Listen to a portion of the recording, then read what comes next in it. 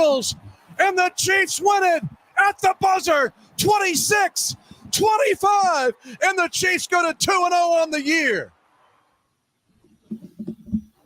Wow. Welcome in Sports Daily, everybody. Jacob Albrock, Tommy Castor here with you on a big Monday. The Chiefs survive again. I say survive. The Chiefs win again. That's not fair. Now wins over Baltimore and Cincinnati.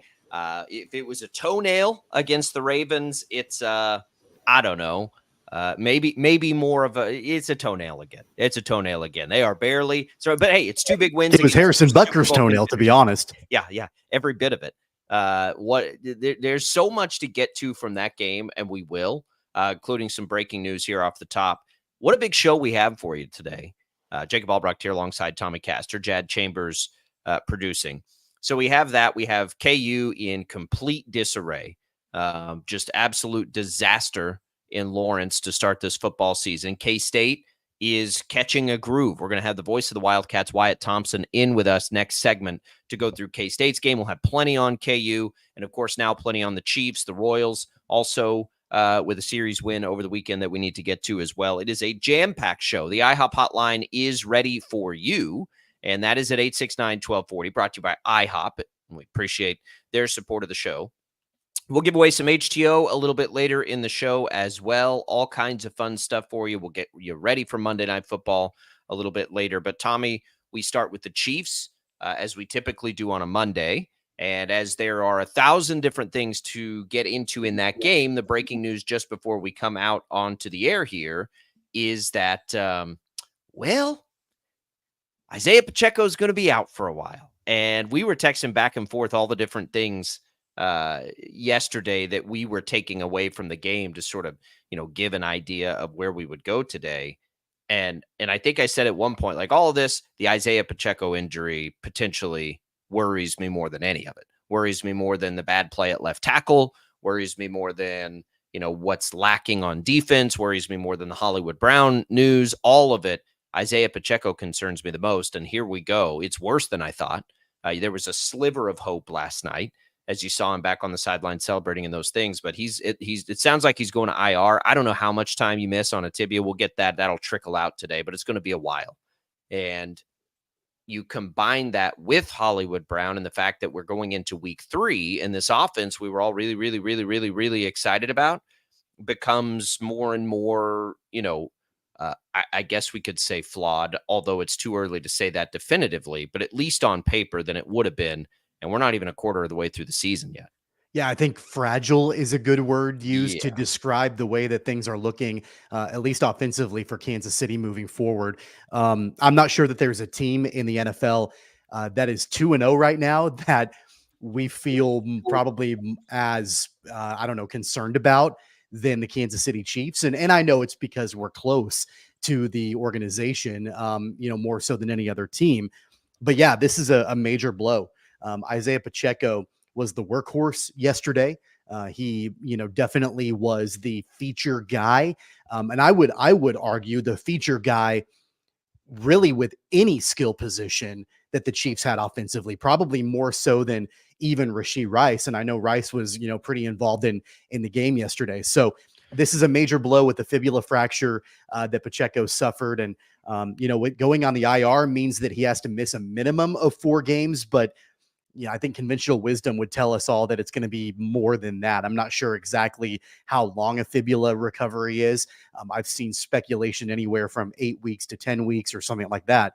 And so then you look at the depth chart, and I know they like Carson Steele a lot, and I like Carson Steele too, but he's a rookie. He's an undrafted rookie.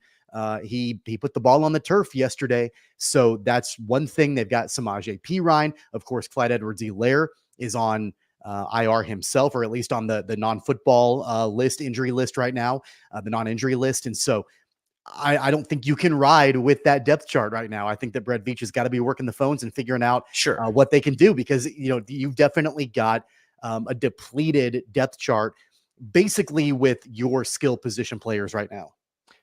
The good news is it's the most attainable position in football.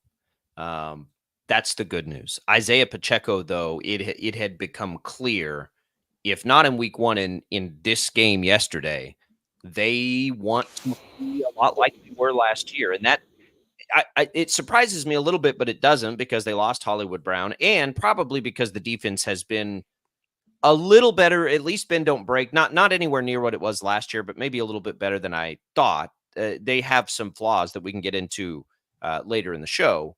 But as you look at that position, you can replace that position. They may not need to replace much. They could always go find somebody and roll with, the combination of Steele and Pirine is sort of what Pacheco is, right? A thumper that is good in the pass game. And so I'm not as concerned about what they can do in any individual game plan necessarily, but I also don't think they're going to line up and hand the ball to Carson Steele 20 times in a game, at least not initially. And I don't think they would do that with anybody, by the way. Like, it's not just a Carson Steele thing. Carson Steele, we all like Carson Steele. This is why he's on the roster, right? The likelihood of a Pacheco injury, not a Pacheco injury to this severity, of course. You little nicks and things like that. This is a significant injury. And here's the other thing. They get through these first two games, and they are, as tough on the schedule as you're going to get between the Bengals and the Ravens. By the way, the Bengals are not a bad team. They're back. They looked good yesterday. They look fine. But you got the Falcons. You go to LA to take on the Chargers. You get all of a sudden the upstart Saints. Then you go to San Francisco to play the 49ers. Okay. And then you get a game against the Raiders. Take what you will from that. But then you get another one against Tampa. So that's all the way out to week 9. There is one game right now, and we'll see what Atlanta does tonight. There's one game on that schedule against a team that we didn't go into the season feeling like was a serious playoff contender, and that's the Raiders. And they're not bad, by the way. They're not. Look at what they did yesterday. Yeah. So it's like the schedule will not let up at this point of the season. If there is any schedule relief for the Chiefs, and there's very little this season in general, it comes maybe a little later in the year, but it doesn't really come at all. So there's no time to breathe. And so when we look at the Chiefs in totality, we have to look at this. And the Pacheco injury worried me the most, not because they can't sustain that injury, because I think that they can, but it's because when we look at everything, they want to run the ball. They want to run the ball this year, right? They're not as explosive in the pass game yet, and maybe won't be without Hollywood Brown. They can't get left tackle to give Mahomes what he needs to become a high-octane passing game. That's another problem there. And so now you look at this, you're like, okay, well, can they still do what we saw them clearly want to do in that game? Time will tell. We need a little time to see. I don't know the answer to that question. We're going into week 3, and Juju's been a non-factor in the passing game. So Travis Kelce has been a non-factor in the passing game through 2 weeks. That will change for sure. I think the biggest, like if you're a fantasy football player, the biggest beneficiary statistically to the Pacheco injury is probably Travis Kelce. Look, they're taking it slow with Kelce, and I don't disagree with that, but they may not have a choice now. Aaron asks us on Facebook, who do we think benefits the most? And again, this would be like from a fantasy perspective with Pacheco out, Clyde, Pirine, or Steele. It's Steele, I think. I don't think they're going to line Samaje Pirine up and hand him the ball 15 times a game. That will be Steele. Now, Pirine will be more involved in the pass game than he would if Pacheco was there, because Pacheco's really good in the pass game. I don't know if Carson Steele's good in the pass game. So I have no idea. We haven't seen that from him. I doubt it. I don't think they're going to try that. That's why they have Pirine on the team. But that, again, that limits the offense in that way too. Like, you can't, now our team's not afraid of a pass on first and second down if Steele's out there. But it's a big loss. But I think it'll be okay as long as he's back this season. Like, as long as he's back and back to normal before the end of the year, the Chiefs are going to be okay. They just beat the Ravens and the Bengals, right? So all of the and it has not gone swimmingly so far for the Chiefs at all, and they just beat the Ravens and the Bengals. Like, the Chiefs are very good. Watch the NFL yesterday and try to guess at what's going to happen from week to week. And all that as teams, as the 49ers go and lose to Minnesota, as Baltimore struggles with the Raiders. I mean, you go up and down and up and down. The Chiefs are 2-0 against 2 Super Bowl contenders. So keep that in mind too. Like, they just have to reinvent it again.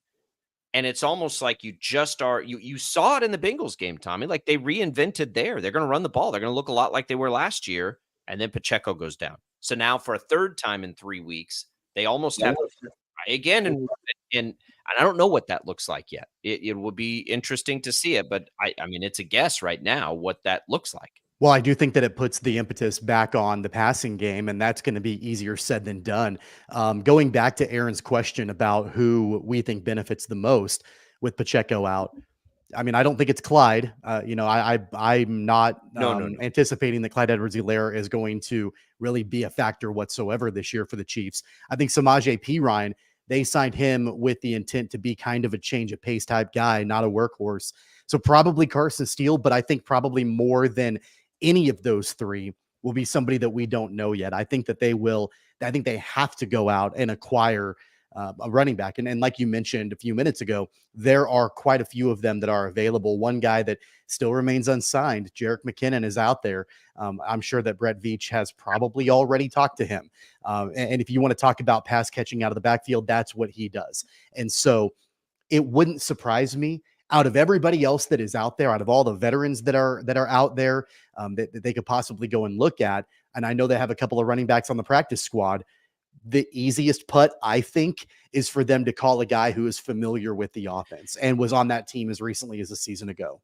I think anything they do right now is strictly for depth. I think if they wanted McKinnon, they chose Perine over McKinnon anyway. So they've already made that decision, right? And I'd be fine with McKinnon coming in. Don't get me wrong.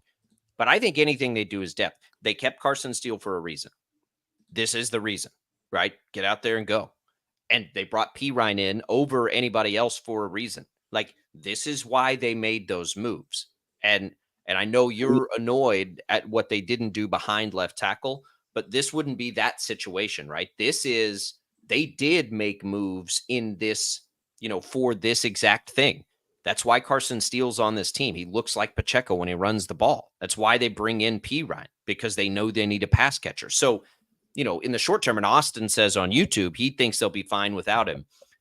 I think they'll be fine without him. I don't think they'll be as good without him. And I hope I'm wrong, because the Carson Steele story is a fun one. And if you think that's outrageous, Isaiah Pacheco was a 7th round pick and did the same thing and came in and all of a sudden was a great rookie. So it's not even like out of the realm of possibility. It's not even a reach to say Carson Steele will come in and be effective. That's why he's here.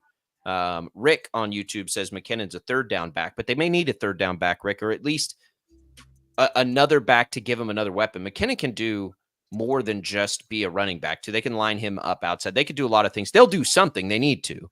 I don't know what it will be. I don't think it will be McKinnon, but it could be. That would make sense. But that's all there. Okay, so we got that breaking news off the top here with the Chiefs. We will get into everything else we saw in the Chiefs game against the Bengals. So that's coming up later in the show. We're going to get to KU, where the sky is very clearly falling. We'll have that later in the show. It was a good weekend for K-State, a really good weekend. Wyatt Thompson, the voice of the Wildcats, joins us next for his weekly visit. We'll look back at the game at Arizona, against Arizona, I should say, and we'll look forward to this week a little bit as well. Wyatt Thompson joins us next. We appreciate you being a part of the program. We appreciate Prairie Fire Coffee for keeping us fueled up here at KFH with a great cup of coffee.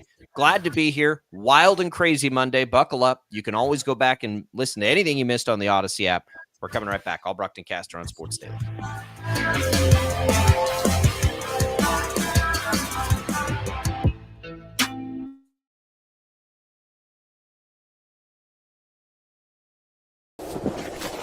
Colin Huck's power washing is like getting to the top of Mount Everest with only a bag of beef jerky and a soda. Huck's can conquer all residential or commercial exterior cleaning woes that you have, leaving you feeling like you're on top of the world. House washing, window cleaning, driveway washing, to even graffiti removal. Coming this fall, we'll offer professional holiday lights installation. We love muck and gunk. You don't. Let Huck's handle it. Call for a quote today. Right. Start your day with 12 News this morning. Get ready with Jake's accurate hour-by-hour forecast, so you'll know if you need a jacket when you walk out the door, or an umbrella by lunch. Start your day knowing what happened overnight and what's happening now. Live, breaking news all morning long. And plan the best route to work and school with traffic from across Kansas. Start your day right Start your day with 12 News this morning on KWCH and KSEW. Hey, Wichita, Jim Rome here, celebrating over 25 years as the #1 midday sports talk show on Wichita Radio. Find out why. Tune into The Jungle, weekdays 11 until 2 on 97.5 and 1240 KFH. Sometimes people tell us, I don't get it, it's just tea. But let me tell you, we are so much more than just tea. With more than 25 flavors, the possibilities are endless. Come on in and try them all for free to find your favorite or get us on the go for your busy lifestyle. And don't miss happy hour every day for half-price cups of tea. So the next time someone tells you it's just tea, tell them to come by and find out why we say, drink tea, be happy. Clouds are not just the canvas of our imagination. They tell a story. Clouds affect the events of your day. Sometimes they growl, sometimes they inspire, but they're always the messengers of nature's mood written in the sky. Storm Team 12 understands the language of clouds. We're dedicated to decoding their message so you know what to expect. Behind every cloud, there is a story waiting to be told. Trust Ross Jansen and Storm Team 12, alerting you first to the impact on your life. When you need help, remember, you're not alone. We are here. We are neighbors. We are together. We are Kansas.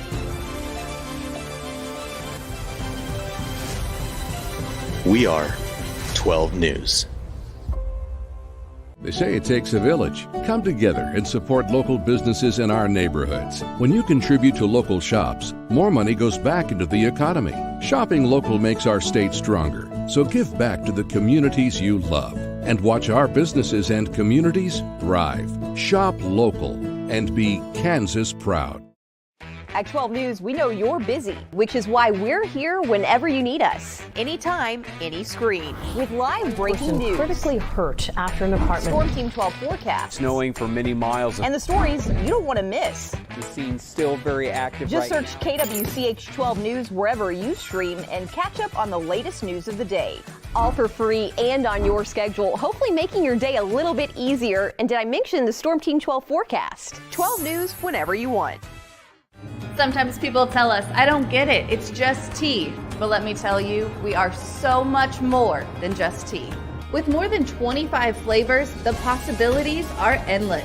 Come on in and try them all for free to find your favorite or get us on the go for your busy lifestyle. And don't miss happy hour every day for half-price cups of tea. So the next time someone tells you it's just tea, tell them to come by and find out why we say, drink tea, be happy.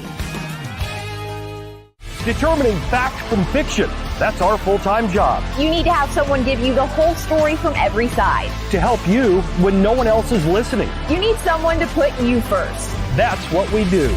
We bring you the facts first. When you need it. Wherever you are. 12 News. Facts first.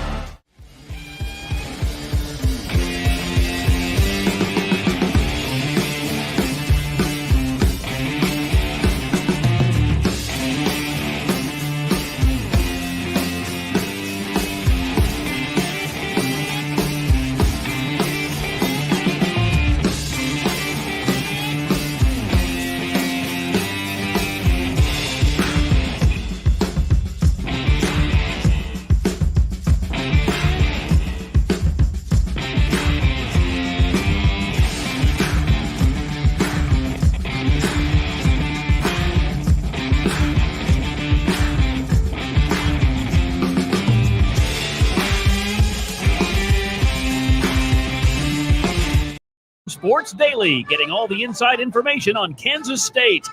Let's go now to the voice of the Wildcats, Wyatt Thompson.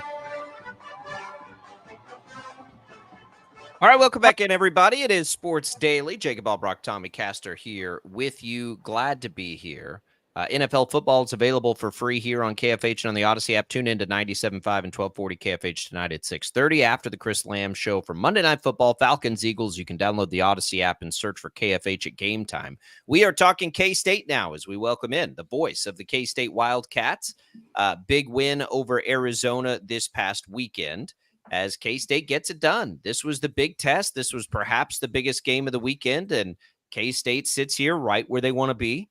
After a handful of games. And I think, Wyatt, as we bring you in here, we could easily say that was the best performance of the year for K-State. And that's what you want to see, right? 3 weeks in, and your best game comes in your last game. Absolutely. Good to be on with you guys again. I think that's really probably what stands out the most. There are a lot of things, but you sit there at 3-0, and I think you have seen improvement from week to week so far. You look at offense, I think we've seen that. Defense, we've probably, for the most part, seen that. Certainly special teams after the other night with Dylan's punt return and some of the other things that happened. Couple of back-to-back physical games, you worry a little bit about, where the team is. We've got some bumps and bruises, but I think as late as we play Saturday night, maybe everybody will be healthy by then. Who knows? Wyatt, from a crowd perspective, I know that, people get juiced up and excited for any home game in Manhattan. But for me, I wasn't there, but watching it on TV, it sure seemed like the, Bill Snyder Family Stadium was rocking on Friday night. When was the last time you saw a crowd like that?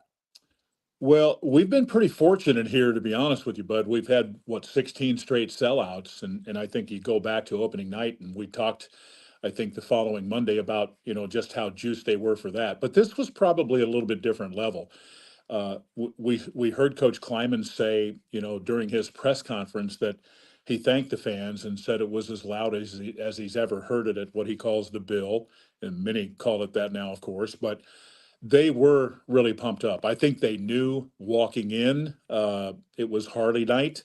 They knew they were facing a very, very fine offensive team after K-State struggled against a pass game the week before against Tulane. So there was a lot riding on this. And they were at I guess I'll call it a high level pitch. They were pretty juiced from the beginning. And I think it helped. K-State was not perfect in the first half. And even I'm sure challenged again at halftime, much like Tulane. Different, but like that. And I thought they really responded in the second half with a great performance. The way the first half ended, it was kind of a downer, honestly. But man, what a way to get around it in the second half. I thought that was a superb performance. And it all starts and ends right now anyway. And this is just us being silly because there's far more to it. But Avery Johnson's where we're all focused at the moment. Second half especially. He looked his best. He ran it 17 times in the game. I don't know that if K-State was being honest with you, they'd like to say they want to see him run it 17 times. But that's sort of what the game required at that point, and it's something we hadn't seen yet. And then we saw him become more comfortable as a passer. I think they go hand in hand. I think when he's able to slide around like that and take off, it makes him a better passer. And I think we did see that in the second half. And then all of a sudden, they put up 31 points. How much of that do you think continues? Again, I don't think they want to see him run it 17 times, but it's nice to know it's there if a game requires it. I think that's exactly right. And I think you have to go back to it when you need that. And I think there were times the other night that's exactly what was needed. I think they being Arizona did a pretty darn good job for the most part against Giddens. They didn't really let him have a bunch of bigger runs. They know he's a workhorse, and obviously they were concerned about, Avery. But I'm like you. I thought he probably played. I don't think I'm overstating this. Tell me what you guys think. But I think it was his most free and easy game of his career here so far. And yes, it's just 10 or 11 games in. But he was letting it rip, both in the run game and the throw game. And I think everybody enjoyed it a lot. He's just an electric talent. You know what? I got to say this, too. One of the things that I was so impressed with when we talked to him in the radio postgame, the end of the first half, he wore it. If you heard that, he said, and I think he said it to the media after the game, too, that Coach Kleiman tried to take the blame for it, but that's on me. And I think that proves to you that, how much he puts into this. He cares, and he's going to take his share when the blame's to be passed around too. You know, why coming off of the Tulane game, I think one of the biggest concerns, I guess, or one of the biggest talking points was the secondary and what the Wildcats defense would be able to do to slow down Arizona's passing game. And I think they did a pretty good job at that. And it really wasn't the secondary necessarily, but it was the Kansas State defense putting all kinds of pressure on Arizona's quarterback. That really seemed to be the recipe for success defensively on Friday night. I think that's absolutely on task too, because I think all three levels played really pretty well. I think when you look at, K-State's defense, they are continuing to play a lot of guys.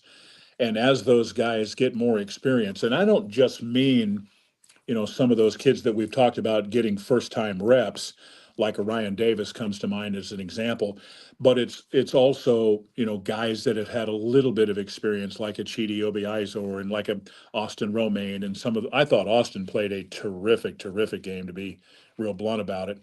I like their personnel, I like their depth, and I just felt like they won the game at the line of scrimmage on both sides of the ball. And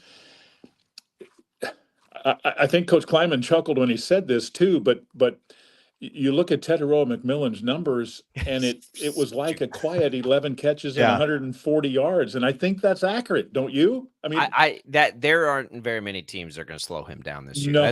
That's a dude that's playing on Sundays. That was just I mean this without any ill will to the K-State defenders, but that's a men among boys in college football. Like, he was outstanding, and there aren't many teams that are going to be able to defend some of the things he was able to do in that game.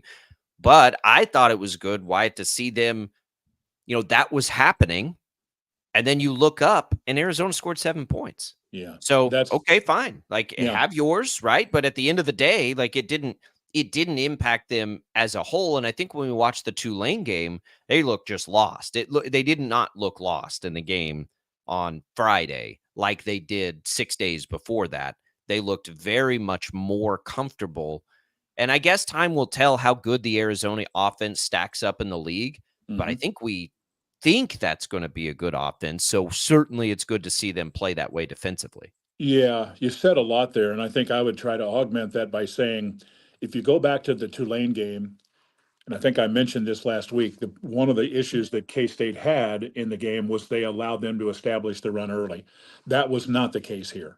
I mean, they never really got anything going, and just kind of crunching some numbers. K-State's done a really, really good job so far against the run for the most part. And when you can make a team, pretty much one-dimensional, which is what I thought they did, it just puts so much more pressure on those guys to perform. Now, give Tetairoa McMillan a couple of the plays he made are just crazy, guys. I'll tell you what I thought he was. I thought he was a 6'5" Jeremy Maclin kind of guy.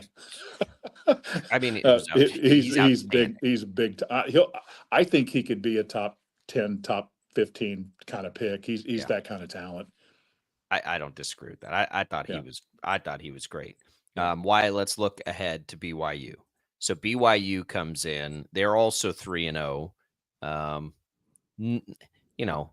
Southern Illinois, SMU, Wyoming, 2 of those are road games. Don't know what to make of it, but they're coming back home. It's a late night game. This is certainly one that I don't think you look forward to this one if you're K-State by any means, going to that place in a late night environment like that against a team who's usually good. I mean, I don't know how good, but they'll be good. Yeah. They're certainly better than they were a year ago, I think, in most areas. I've watched their game against SMU. I watched their game the other night in Laramie. Didn't see as much of SIU in their opener, but I'll study that more as the week progresses here. But I think what we know that they are is a very big and physical football team. I don't know that necessarily they are going to match up with a lot of teams in this league yet, necessarily with speed, aside from their receivers. They've got some wideouts that can run a little bit. Cody Epps was a freshman All-American back in 2022 as an example, and he can scoot. But they are really big at the line of scrimmage on both sides of the ball. And I think they're better probably. I think I said this, maybe not with you guys, but in a couple of other interviews, that I don't know that they got the respect or the run that they should have gotten with that win at SMU. That wasn't easy and it wasn't necessarily pretty, but they got it done. If they run the ball, they can become pretty dangerous, I think. Retzloff's been okay. He's a little bit turnover prone, and they won that game and scored 34 the other night with their top two running backs out. But they, like K-State, they play a lot of guys, but K-State's got to handle the physicality, and I'm looking forward to it. And I'm like you, late night game, 9:30 at night, our time. In that environment, it will be difficult. Even if K-State plays great, I think you're going to have to take the fight out of them early, or at least try to. Well, and Wyatt, from what I've been able to tell, just from the little bit I've watched BYU, I think the word that comes to mind is stingy. I mean, that's just kind of what they are there. And it might be different, probably will be different to an extent once, obviously they'll be getting into conference play when the level of competition changes slightly, but they've given up defensively no more than 15 points in all the 3 games they've played so far this season. And especially that game against SMU, as you mentioned. I think knowing that makes it that much more important that we saw what we did from the offense from K-State against Arizona, not only with Avery, but seeing DJ Giddens have another really solid game, having Dylan Edwards, not only with the punt return, but he was effective running the football. Jace Brown had a long reception in the game also. To me, it's incredibly fascinating, going to be fascinating to see the way that, this offense for Kansas State looks to be unlocked, taking on what could probably end up being a pretty stingy BYU defense. Yeah, a couple of guys that I'd have you maybe watch for in this game. Tyler Batty up front, defensive end, is just an animal. I mean, 6'5" and 275. That's big even for the Big 12. And then their rover, Jack Kelly's also 6'2" and 240 and just is everywhere. I can't stress this enough with their toughness and physicality. That kind of mirrors what Kalani Sitake, their head coach, is all about. Are they good enough in some of the other areas? I think we'll find that out. But in a lot of ways, I'm right there with you that this is about K-State and continuing to take steps. I think they're excited about where they're at, and they realize that there's improvement to be made. Let's see if they can take it out onto the road again and be better than they were in Tulane and maybe more consistent. We talked the other night about getting off to a good start offensively. Well, this kind of went untalked about after the game, but after what Arizona did on that opening drive for K-State to go for it on 4th down early and then match that with a long drive of their own, that was a win-win-win, fellas. That was big time. And do you just keep them up late this week, Wyatt? Like, are you like? I mean, what, you gotta you're gonna play that game at 9:30 kick time? Like that's. And it was funny last week at the press conference, right after that game time had been announced, when Coach Kleiman came in, he leaned over to me and he goes, "I'm glad we're not taping the TV show at 5 or 6 o'clock in the morning when we get back anymore." And I kind of get it. We are literally going to get back somewhere probably around 5 or 5:30 or 6 o'clock. It's just, it is what it is. And with that time zone and those 4 corner schools we're going to have some of those. That's just the reality of it. And this will be the first test of it, I guess. I love it. They got the national spotlight last week. They're going to get it again. I mean, everybody's staying up late. You're sitting around watching. It's another chance for them to get into that. One last thing, Wyatt, we haven't talked about it. Dylan Edwards, everybody called for more touch. He got it. He got it. And I know he had the punt return, but even more than that, he was certainly more of a factor in the offense. And I think something we will absolutely continue to see. I have to say this because I've said it about Avery. I'm going to say it about Dylan too. I've been so impressed with the way he has handled this stuff. He gets a lot of attention, but he's a humble young guy. He works really, really hard at his craft. I think he even talked about that, in the post game about how many, punts he and Sterling field every day in practice. He just brings a different, I'll call it sizzle to the steak, right? I mean, he's just elite in a lot of ways.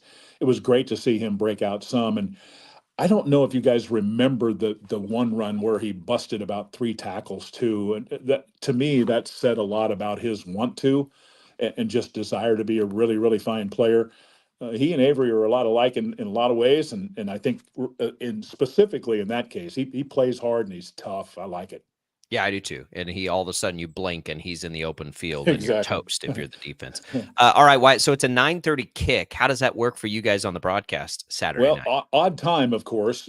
We go 2 hours out. We'll start at 7:30. We'll feature, of course, like what always with Coach Kleiman and the coordinators and probably a couple of players and a look at a busy day in the Big 12. This will be a entertaining week in the league when you think about Utah and Oklahoma State and Stillwater and some of those kind of games. So I think we'll have I know there'll be a lot of games on. People will be watching, but kind of have us on in the background and stay with us as long as you can.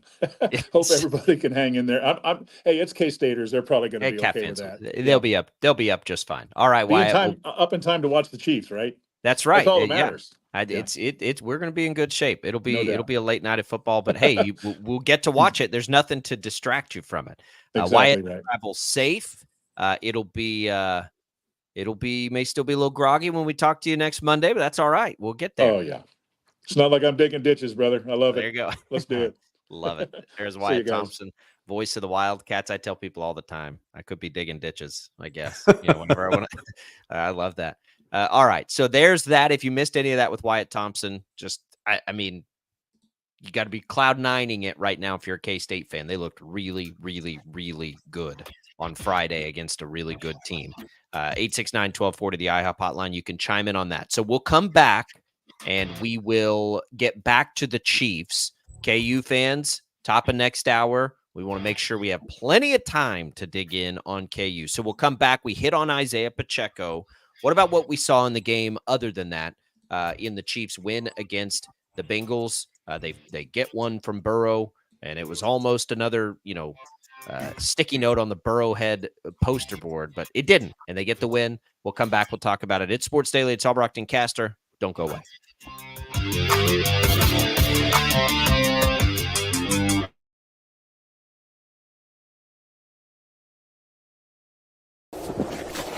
Colin Huck's power washing is like getting to the top of Mount Everest with only a bag of beef jerky and a soda. Huck's can conquer all residential or commercial exterior cleaning woes that you have, leaving you feeling like you're on top of the world. House washing, window cleaning, driveway washing, to even graffiti removal. Coming this fall, we'll offer professional holiday lights installation. We love muck and gunk. You don't. Let Huck's handle it. Call for a quote today. Right. Start your day with 12 News this morning.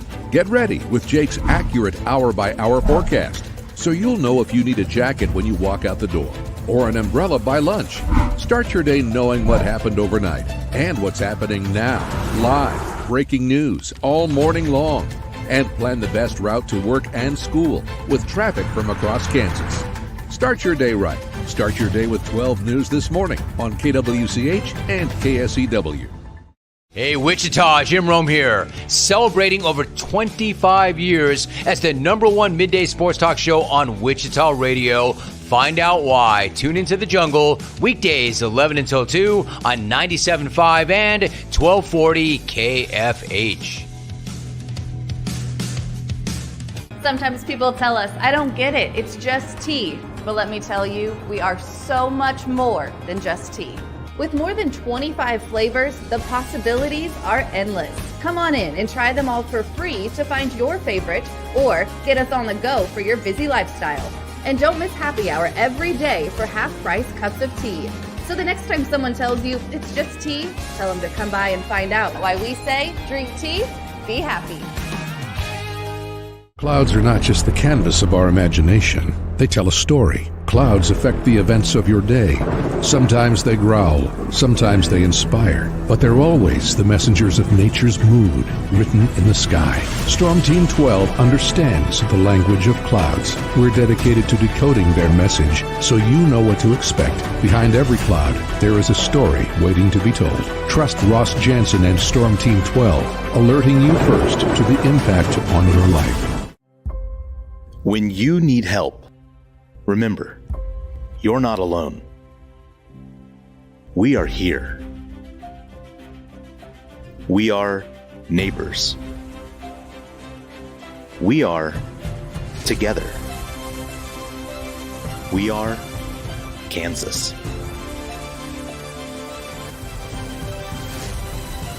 We are 12 News.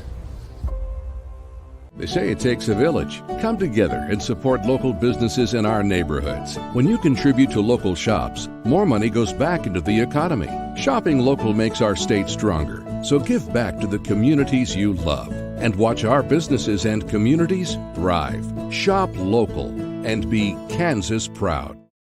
At 12 News, we know you're busy, which is why we're here whenever you need us. Anytime, any screen. With live breaking news. Critically hurt after an apartment. Storm Team 12 forecast. Snowing for many miles. And the stories you don't want to miss. The scene's still very active Just right search KWCH 12 News wherever you stream and catch up on the latest news of the day.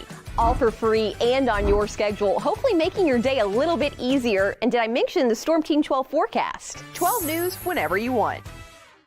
Sometimes people tell us, I don't get it, it's just tea. But let me tell you, we are so much more than just tea. With more than 25 flavors, the possibilities are endless. Come on in and try them all for free to find your favorite or get us on the go for your busy lifestyle. And don't miss happy hour every day for half-price cups of tea. So the next time someone tells you it's just tea, tell them to come by and find out why we say drink tea, be happy. Determining fact from fiction. That's our full-time job. You need to have someone give you the whole story from every side. To help you when no one else is listening. You need someone to put you first. That's what we do. We bring you the facts first. When you need it. Wherever you are. 12 News. Facts first.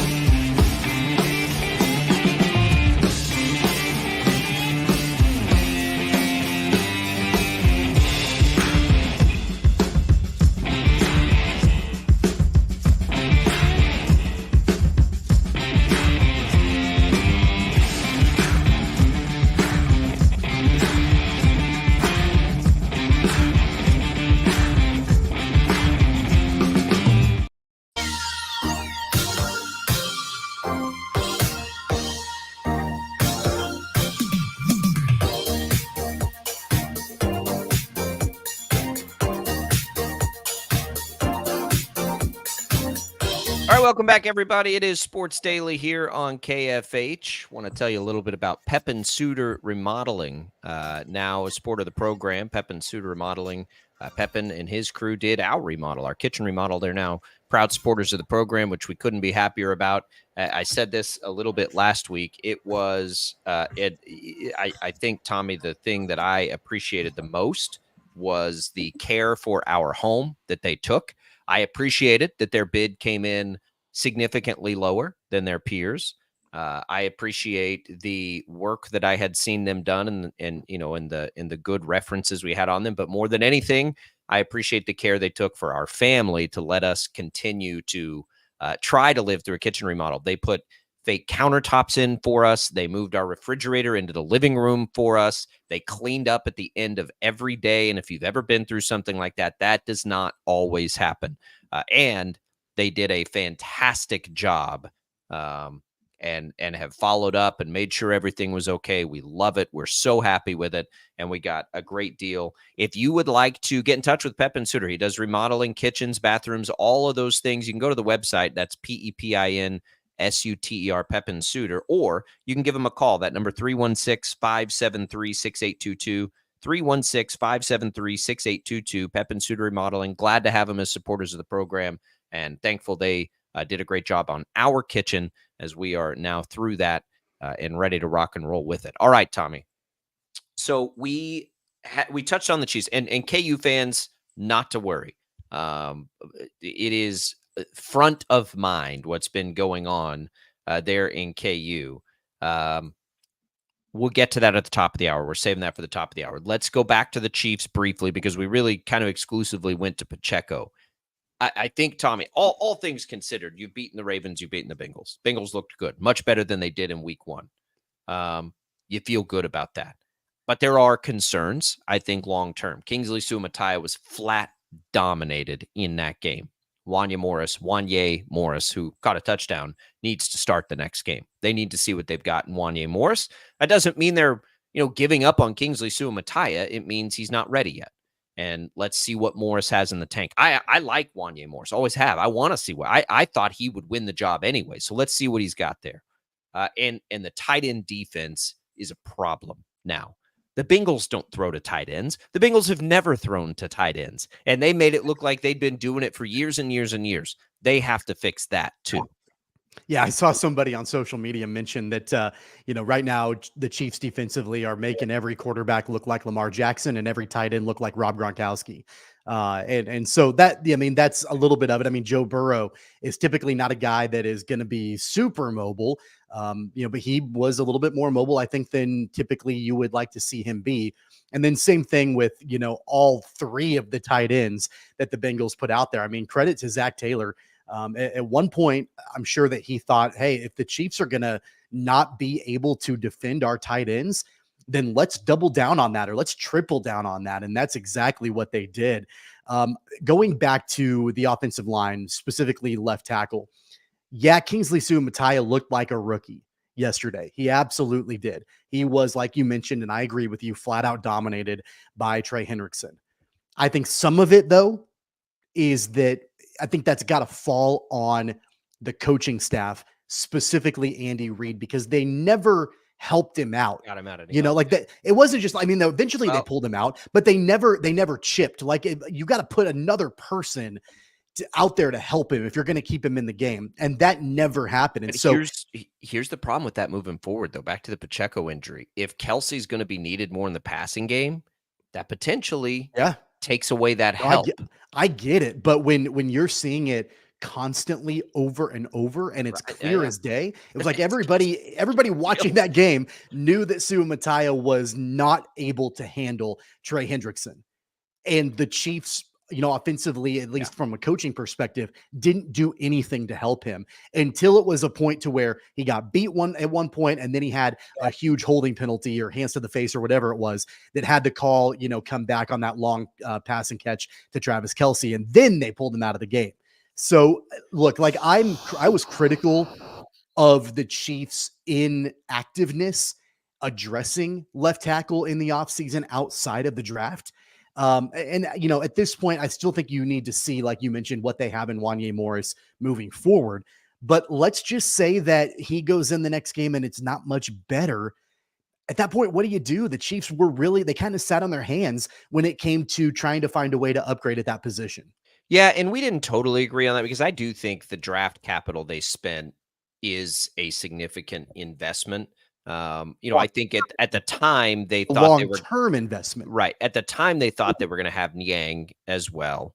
That hasn't happened. So I think there are, I'll give you, they've still got options. They can put Wanya Morris there. That's the first try. Let Suamataia have another chance would be the second try.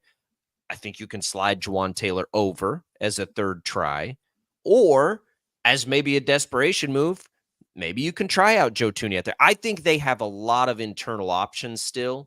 And did Donovan Smith ever even sign anywhere? I don't think he did. I don't think so. He's out there, I believe.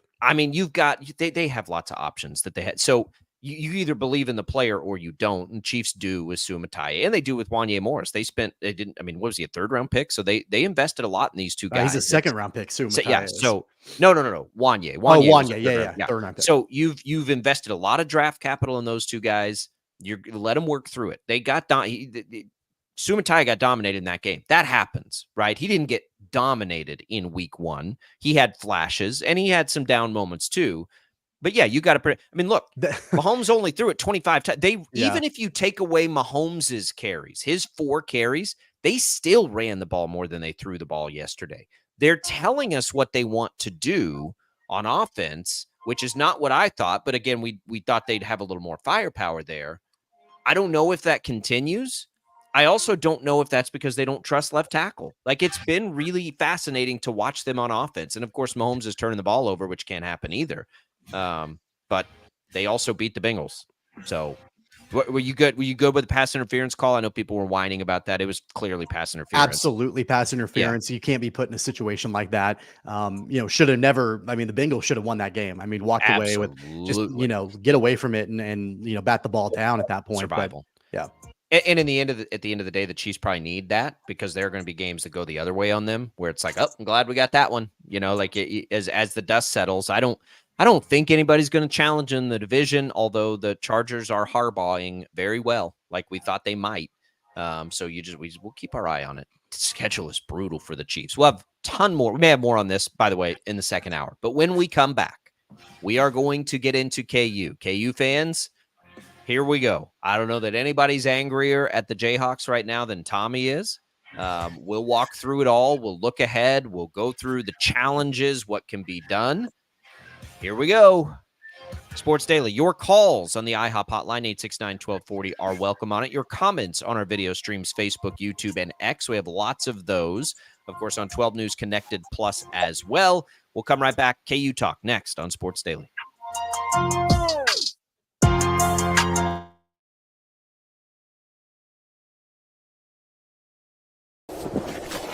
Colin Huck's power washing is like getting to the top of Mount Everest with only a bag of beef jerky and a soda. Huck's can conquer all residential or commercial exterior cleaning woes that you have, leaving you feeling like you're on top of the world. House washing, window cleaning, driveway washing, to even graffiti removal. Coming this fall, we'll offer professional holiday lights installation. We love muck and gunk. You don't. Let Huck's handle it. Call for a quote today. Right. Start your day with 12 News this morning. Get ready with Jake's accurate hour-by-hour forecast, so you'll know if you need a jacket when you walk out the door or an umbrella by lunch. Start your day knowing what happened overnight and what's happening now. Live, breaking news all morning long. And plan the best route to work and school with traffic from across Kansas. Start your day right. Start your day with 12 News this morning on KWCH and KSEW. Hey, Wichita, Jim Rome here, celebrating over 25 years as the #1 midday sports talk show on Wichita Radio. Find out why. Tune into The Jungle, weekdays 11 until 2 on 97.5 and 1240 KFH. Sometimes people tell us, I don't get it, it's just tea. But let me tell you, we are so much more than just tea. With more than 25 flavors, the possibilities are endless. Come on in and try them all for free to find your favorite or get us on the go for your busy lifestyle. And don't miss happy hour every day for half-price cups of tea. So the next time someone tells you it's just tea, tell them to come by and find out why we say drink tea, be happy. Clouds are not just the canvas of our imagination. They tell a story. Clouds affect the events of your day. Sometimes they growl, sometimes they inspire, but they're always the messengers of nature's mood written in the sky. Storm Team 12 understands the language of clouds. We're dedicated to decoding their message so you know what to expect. Behind every cloud, there is a story waiting to be told. Trust Ross Jansen and Storm Team 12, alerting you first to the impact on your life. When you need help, remember, you're not alone. We are here. We are neighbors. We are together. We are Kansas.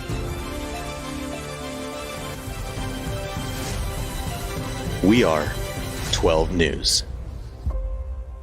They say it takes a village. Come together and support local businesses in our neighborhoods. When you contribute to local shops, more money goes back into the economy.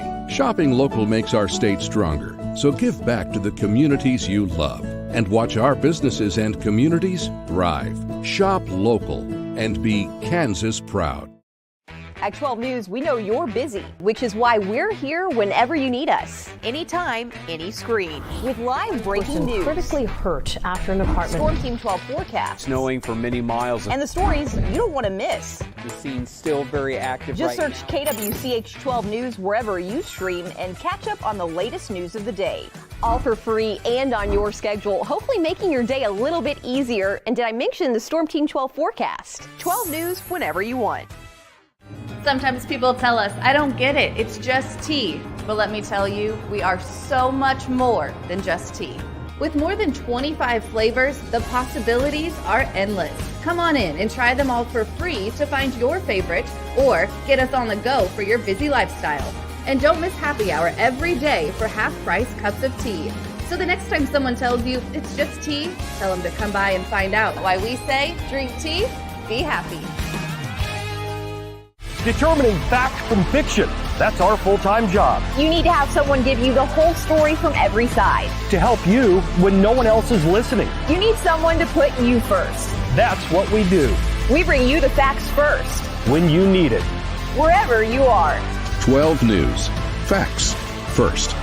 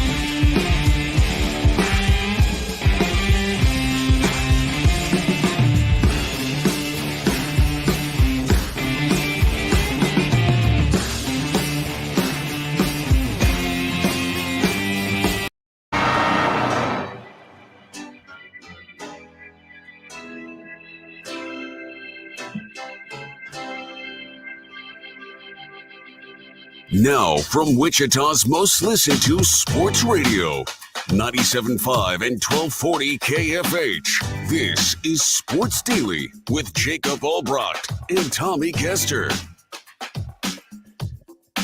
Welcome back in, everybody. It is Sports Daily here on KFH. We're glad to be here with you. That IHOP hotline is open, 869-1240. It is brought to you by IHOP. Glad to be with you. Jacob Albrecht here, Tommy Kester. All the football coverage we've had for you presented by T-Mobile. Switch to T-Mobile and you can get tons of benefits and still save on every plan versus AT&T and Verizon. Use their savings calculator to find out how at T-Mobile.com/switch. KU football, Tommy. You were in a fury Saturday night, as most KU fans were. It was another just wildly disappointing outcome where I thought clearly KU was a better football team than the team they lost to. We've seen that 2 weeks in a row now with Illinois and UNLV.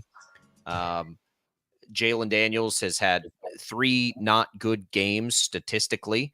How much of a concern that is, I think maybe we may have different takes on that. The offensive play calling nobody has a different take on that. It's been atrocious. And for a team here that we watch now and watch the Big 12 and wonder, one thing is true, just factually speaking, is that KU's path to a playoff, if that was your outcome, if that was your desired outcome for the season, that did not change with that loss. It may not have changed anyway.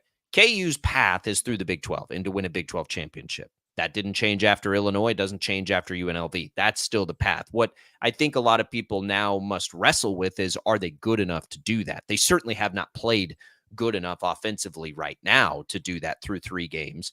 They've been very stagnant, and there's 1,000 reasons for it. But if you are trying to, and this is why I love the 12-team playoff, Tommy.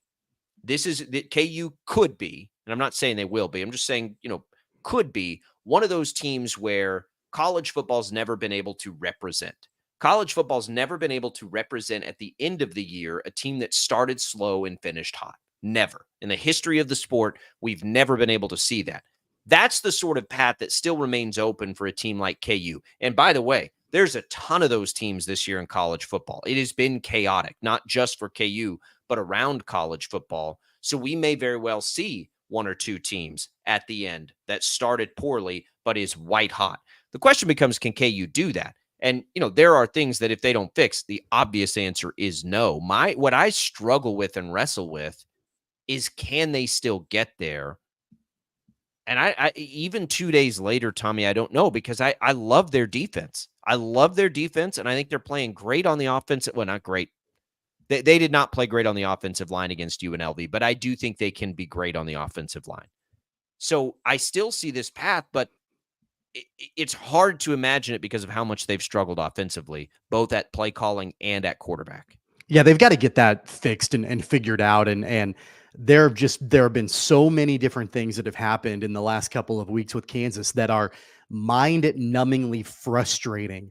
And, the irony of it is we just spent a ton of time talking about the Chiefs, who I think, watching the first 2 games from Kansas City, they weren't as good as the Ravens or the Bengals, but they won both of those games. Right? I know. Right. And then Kansas in the last 2 games, they've been the better team against both Illinois and UNLV and lost both of those games. Well, like that that irony college football. K-State was not better than Tulane when they beat Tulane. Right. They weren't. And they beat them. I mean, that irony is not lost on me, with the way that has all played out. It's been a long time since I've really been able to wrap my head around a Jayhawks team being led by their defense. And that's what we see this year. I mean, for so long it was, they had a dynamic offense, but the defense was slower to be rebuilt and come along. But in the game, especially against UNLV, they really, the defense kept them in that ball game in the second half for sure. And even going into probably the second quarter, that was the highlight. That was the strength of the Jayhawks team.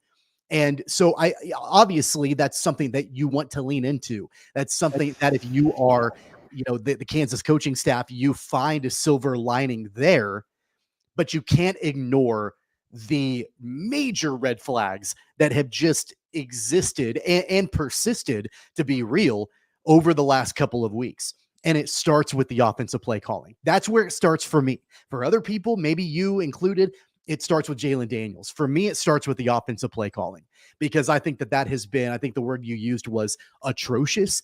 And I was going to use a similar word. It has been so absolutely terrible in the last 2 weeks. And I was even fairly optimistic in the first quarter, midway through the second quarter on Friday night, thinking, okay, well, maybe they've gotten that play calling figured out. Nope. That was not the case. I mean, they started off okay, but then, as soon as the turnovers kind of started in UNLV, they were able to cut the lead going into halftime. It was like the panic button was pressed offensively for Kansas in play calling. And what game plan they had put into place was completely abandoned. And we got back to what we saw by and large in the Illinois game. And it's so frustrating, so terrible. And honestly, that's where the problems begin in my mind. So it's a combination for me. There is no question about it. The other thing, there's like this philosophical thing happening too when it comes to this game and Jalen Daniels. And I love Jalen Daniels. I think he's one of the most exciting players when he's good. I don't even want to call it right. And here's what it is. Like we go back, like he doesn't look good to me at all, but he looks healthy, right? He doesn't look like he's hurt.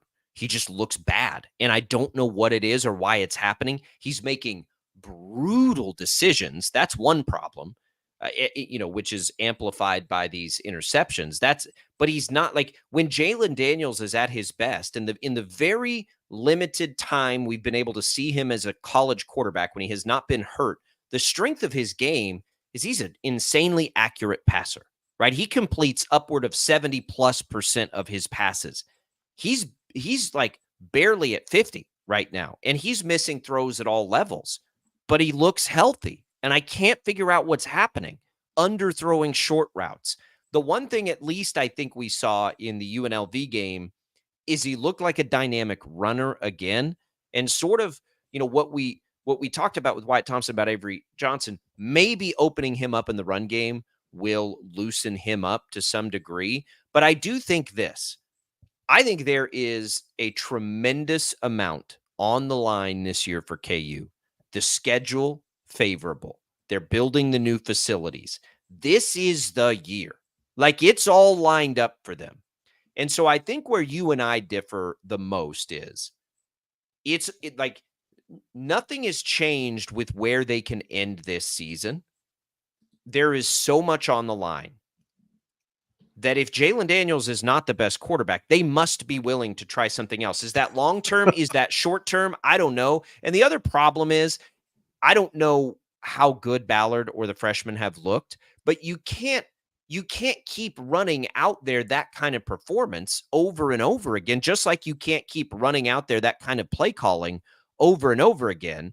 And that's where you have to trust the coaches a little bit. Like, if Leipold watches practice and it's like Jalon Daniels is so far ahead of these other guys that we can't make a move like that, that's fine. I can accept that. But I don't think KU owes Jalon Daniels anything as far as like he's earned this spot or anything else. He's been hurt a lot. If their best opportunity is with somebody else, they have to be willing to do it if that's the case. Now, again, I'm not watching Cole Ballard or anybody else in practice, so I don't know the answer to that, and we can ask Sri Islata. But Jalon Daniels must be better or they will not win games. They're not going to win games if they move away from him. I mean, and this is not nothing against Cole Ballard. I like Cole Ballard, but if you make a change, and this is the most ridiculous debate I think that I've heard surrounding Kansas in a long time, because Jalon Daniels is your quarterback. Jalon Daniels is the guy that will lead this team moving forward. I can promise you, I can guarantee you that there is not any conversation, and there hasn't been and there won't be, about Lance Leipold benching Jalon Daniels. That's just ridiculous to even like throw out there, because the bottom line is this: Jalon Daniels is the best quarterback that the Jayhawks have had since Todd Reesing, right? He's the best quarterback, the highest skill set, the best skill set, the highest ceiling, all of these attributes that he has. It's like, I think I said this to you, you and I were texting Friday night after the game. It's like waving the white flag if you make a change, if you move away from Jalon Daniels. Now, I can admit, and I'll be the first one to say, Jalon Daniels has not been particularly good so far this year. Not been good at all. He's been bad. Okay. I think bad is a stretch, because I don't know if you watched him run the ball on Friday night. He looked dynamic running the football. Yeah. And so that was not bad. So his overall performance has not been bad. He's been bad in throwing the football. He has made some bad decisions. He has made some bad reads. But I equate this to a season ago when Jalon Daniels was hurt and Jason Bean was brought in to be the starting quarterback for the rest of the season. There was not another quarterback that I saw, and you and I had this conversation a lot, that was as wildly inconsistent as Jason Bean. Like, he would make some really phenomenal plays. Jalon Daniels made a couple of phenomenal plays on Friday night.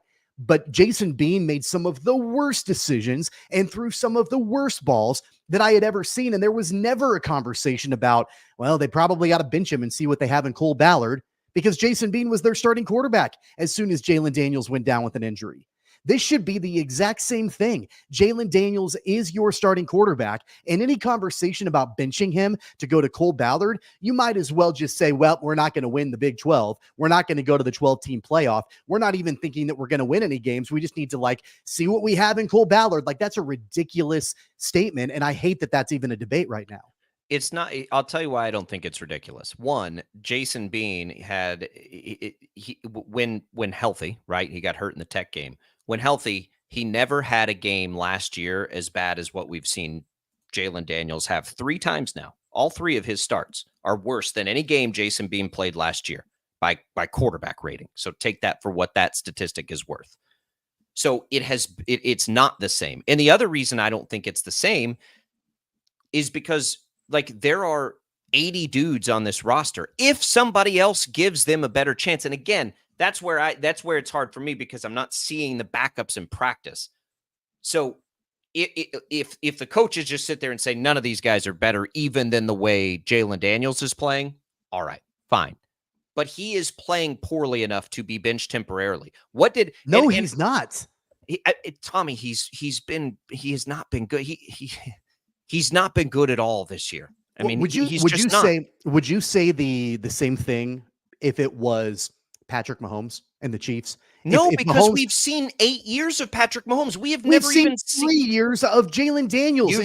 You've seen 3/4 of 1 year from Jalen Daniels. 2022, he played an entire season and was a breakout player in college football. And then we saw him in portions of other seasons. Like, there's enough equity built up in Jalen Daniels where he should be given the opportunity to work through this.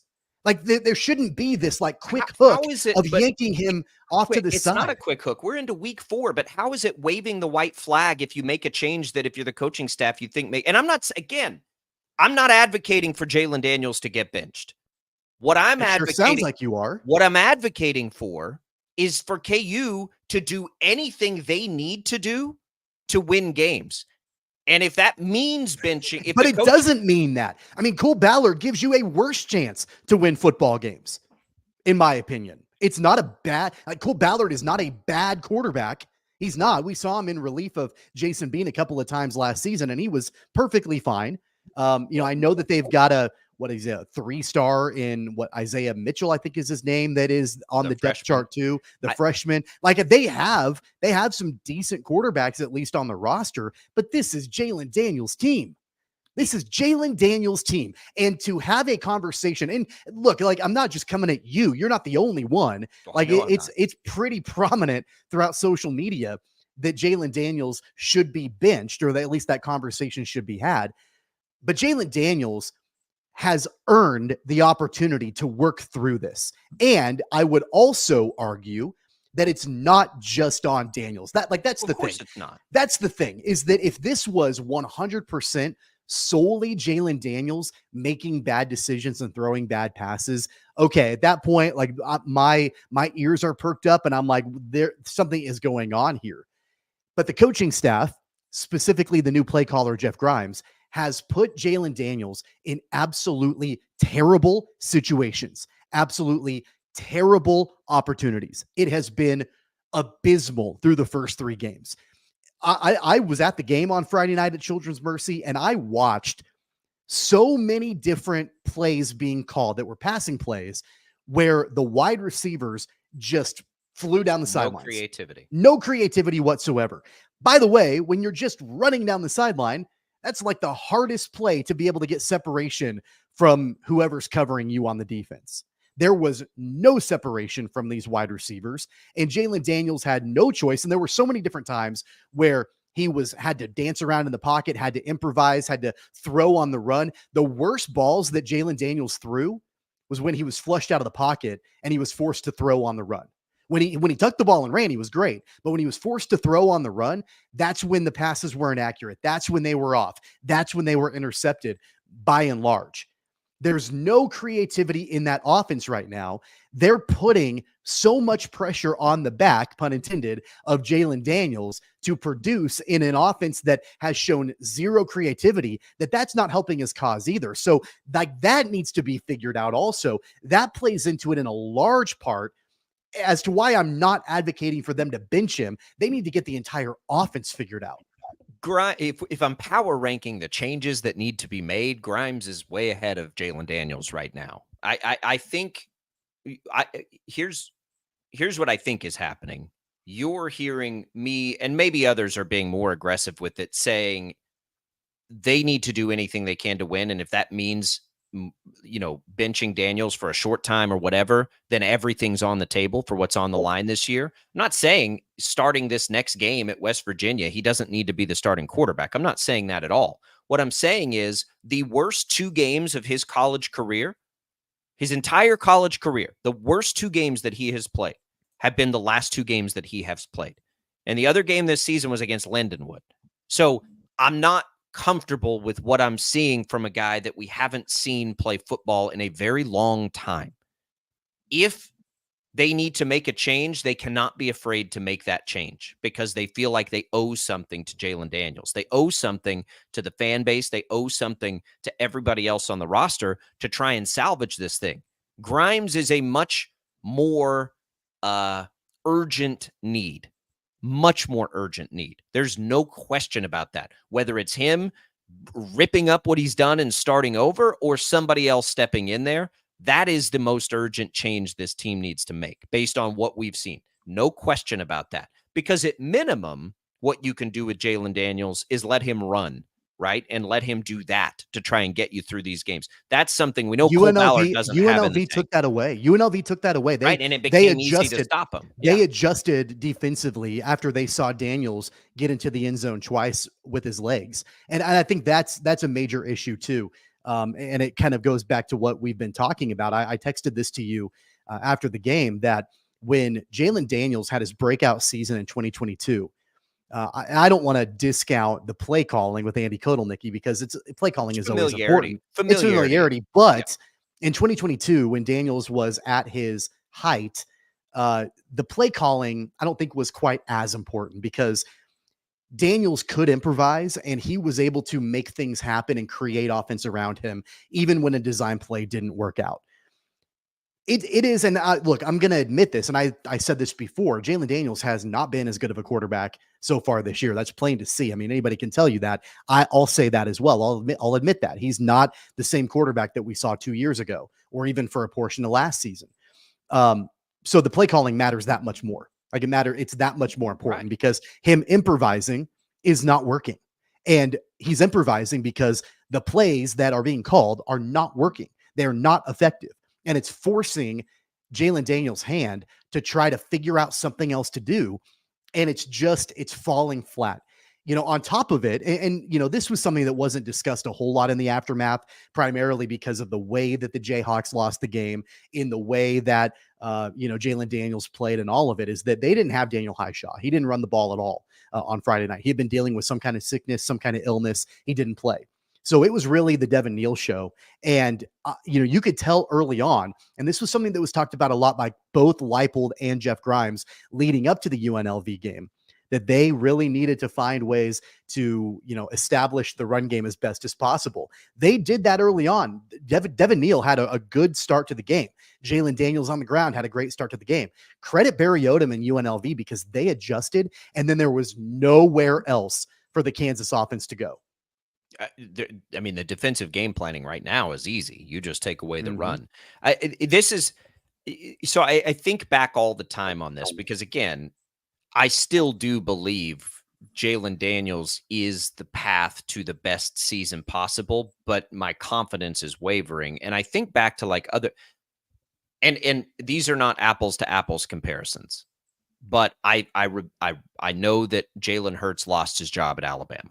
And I know that Baker Mayfield lost his job at Texas Tech. Now, Tua Tagovailoa and Patrick Mahomes were behind them, which contributes to that. I'm not saying I think KU has that behind him. I'm just saying coaches have to make that difficult decision all the time, and it has to at least be on the table. And Jalen Daniels needs to know it's on the table, by the way, so that he can then respond to it. But if, when I talk about him as a runner, and even in 2022, Tommy, like he never was that much of a runner. It's just in the arsenal, right? He never ran it more than 12 times in a game. He had more than 100 yards rushing one time in his college career. I don't know what were his total yards rushing in 2022, like 400, 500 or something like that. Like he just has to have it in the tank, but he cannot become this quarterback that just is able to run all over the place. That's not what he is. What he is a guy that can run, who is a wildly accurate passer who does not make bad decisions. That's when he's at his best. That's what we saw in 22 and the limited time even in 23. What we're not seeing in 24 is an accurate passer who's making good decisions at all. 2 of those interceptions are just him on bad reads. And I'll take the decision-making one step further because Lance Leipold went out of his way last week in his press conference to talk about in the Illinois game, those play calls that were driving everybody insane. Those were Jalen Daniels checking to those plays at the line of scrimmage. Those were RPOs. And so even when it's not an interception, he's not making the right play call. That's where the coaches have to step in and say, you don't get to do that anymore until we see you make better decisions. Run what we call. And all of it is collective, right? But I don't think when you're 1-2 in a season where you have more hype and more buzz and momentum than you've had in in a generation, everything has to be on the table to fix it, especially when your path is still right in front of you. If you win the Big 12, nothing changes from where you wanted to start this season. So it all just has to be on the table. I'll leave it to Lance Leipold to decide what he has at quarterback behind Jalen Daniels. If he looks at it and he's like, these guys can't win games, then don't make the change. But at least have it all on the table. That's my point. Like nothing is off limits right now when you're trying to salvage this season. I'll tell you right now that, they basically, in my opinion, will have everything on the table to try to turn things around short of benching Jalen Daniels. Like I think that Lance Leipold is 1000% fully committed to Jalen Daniels being his quarterback. If that means that they finish the season 5-7, they finish the season 6-6, Jalen Daniels is your ride or die. He's been with that's waving the white flag. You keep using that term. It's absolutely not, because the goal is for him to continue to work through it. His goal is to continue to have him improve and get better, which I think that he will. I think that will happen. I read a fascinating article, and I can't wait to ask him about it on Wednesday. Shreyas Laddha from the Kansas City Star, when he's on our program, he interviewed 3 former coaches that Jalen Daniels has had, including his personal quarterback coach, talking about what is going on with Jalen Daniels right now. All 3 of them spoke about how they believe that there's nothing wrong mechanically. They don't see anything wrong injury wise. And in fact, I think his personal quarterback coach even references the change in offensive coordinator and the continuity and how that takes some time to get going. And so all 3 of them expect him to work his way through this and to work out of it. I think the worst thing that the Jayhawks could do from a confidence level perspective, and Lance Leipold talked about this in postgame, I think he referred to Jalen Daniels' confidence level as fragile. I think he said it was a fragile situation. The worst possible thing that you could do is even float the idea that you're going to go to somebody else. If you think that that's going to help his confidence, I mean, that's absolutely not. Like, I want him to know, hey, dude, JD, this is your team. Like, go out and fix it. Like, we're starting Big 12 play. Our record, as far as the Big 12 is concerned, is 0-0. So it's a fresh start. It's a clean slate. Go out there, work it out, and fix it. Get it better. And then in the background, the coaching staff needs to do everything in their power to support him and to call the plays that are going to work the best for him. I'm not going to sit here and deny that he didn't make some bad decisions. There was a pass that he threw right into the chest of, I don't know if it was a linebacker or a defensive end, but right into his chest. Like, he didn't even see the guy there. There was another interception he threw where the safety was reading it the entire way and stepped in front of the pass and took it away, and Daniels never saw him. Those things are on Jalen Daniels. I'm not denying that. But he sure as hell is not getting any kind of help from the sideline. Correct. But if you, and we'll take a break, Anthony, hang on the line. We'll get to you on the other side. Where we disagree is you think waving the white flag on the season is pulling Jalen Daniels. I think waving the white flag on the season is not being willing to do it if he continues to play like this. And I think that's where KU fans sit today and are frustrated and are annoyed. But again, 0-0 in the Big 12, you can, like, the playoff means winning the Big 12. So no, the season is not over the way people continue to say. Now, KU's obviously got to play better if they want a chance, but it's not over. Technically speaking, it's not. And this is the same team that most people thought were going to contend for it not that long ago. We'll take a quick break. 869-1240. Keep the comments coming. It's fascinating discussion with KU through 3 games. We'll go take a break. Anthony, stick with us. We'll get to some phone calls on the IHOP hotline. On the way out, let's set up our text to win contest. HTO, you can get a free iced tea, more than 20 flavors. You can get a free reign coffee as well. The new fall flavors are out. All you got to do is text the keyword T, TEA, to the short code 20357. You can enter once per day. Message and data rates apply. Good luck, everybody. We'll be back. More Sports Daily right after this.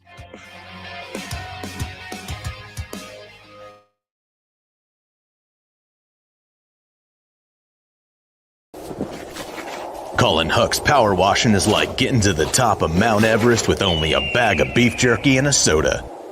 Huck's can conquer all residential or commercial exterior cleaning woes that you have, leaving you feeling like you're on top of the world. House washing, window cleaning, driveway washing, to even graffiti removal. Coming this fall, we'll offer professional holiday lights installation. We love muck and gunk. You don't. Let Hux handle it. Call for a quote today. Right. Start your day with 12 News this morning. Get ready with Jake's accurate hour-by-hour forecast, so you'll know if you need a jacket when you walk out the door or an umbrella by lunch. Start your day knowing what happened overnight and what's happening now. Live, breaking news all morning long. And plan the best route to work and school with traffic from across Kansas. Start your day right. Start your day with 12 News this morning on KWCH and KSEW. Hey, Wichita, Jim Rome here, celebrating over 25 years as the #1 midday sports talk show on Wichita Radio. Find out why. Tune into The Jungle, weekdays 11 until 2 on 97.5 and 1240 KFH. Sometimes people tell us, I don't get it, it's just tea. But let me tell you, we are so much more than just tea. With more than 25 flavors, the possibilities are endless. Come on in and try them all for free to find your favorite or get us on the go for your busy lifestyle. And don't miss happy hour every day for half-price cups of tea. So the next time someone tells you it's just tea, tell them to come by and find out why we say, drink tea, be happy. Clouds are not just the canvas of our imagination. They tell a story. Clouds affect the events of your day. Sometimes they growl, sometimes they inspire, but they're always the messengers of nature's mood written in the sky. Storm Team 12 understands the language of clouds. We're dedicated to decoding their message so you know what to expect. Behind every cloud, there is a story waiting to be told. Trust Ross Jansen and Storm Team 12, alerting you first to the impact on your life. When you need help, remember, you're not alone. We are here. We are neighbors. We are together. We are Kansas.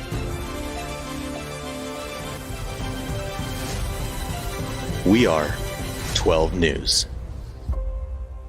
They say it takes a village. Come together and support local businesses in our neighborhoods. When you contribute to local shops, more money goes back into the economy. Shopping local makes our state stronger. So give back to the communities you love and watch our businesses and communities thrive. Shop local and be Kansas proud. At 12 News, we know you're busy, which is why we're here whenever you need us. Anytime, any screen. With live breaking news. Critically hurt after an apartment. Storm Team 12 forecast. Snowing for many miles. And the stories you don't want to miss. The scene's still very active. Just search KWCH 12 News wherever you stream and catch up on the latest news of the day. All for free and on your schedule, hopefully making your day a little bit easier. And did I mention the Storm Team 12 forecast? 12 News whenever you want. Sometimes people tell us, I don't get it, it's just tea. But let me tell you, we are so much more than just tea. With more than 25 flavors, the possibilities are endless. Come on in and try them all for free to find your favorite or get us on the go for your busy lifestyle. And don't miss happy hour every day for half-price cups of tea. So the next time someone tells you it's just tea, tell them to come by and find out why we say, drink tea, be happy. Determining fact from fiction. That's our full-time job. You need to have someone give you the whole story from every side. To help you when no one else is listening. You need someone to put you first. That's what we do. We bring you the facts first. When you need it. Wherever you are. 12 News. Facts first.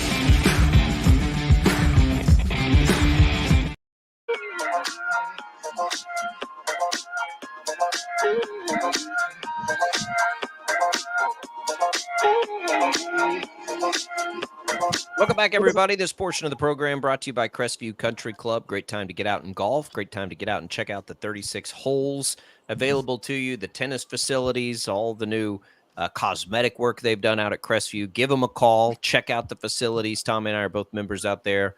Our families love it. We'd get a lot of use out of that. So give them a call if you're interested. Tell them we sent you from Sports Daily. All right, we're talking KU football. I assumed this is where a large portion of the day would go because it is broken at the moment. Can it be fixed becomes the question. Let's go to the phone lines, the IHOP hotline. Anthony, thanks for sticking with the break there with us. What's on your mind? Well, there's not too many guys who I'll stick to a break for, but you guys got me hooked and reeled. So checks in the mail. Thanks, Anthony. I'll be looking for it. Ready to retire. But we're talking about KU football, and this is one of the only times I really become a fan of KU sports is football season.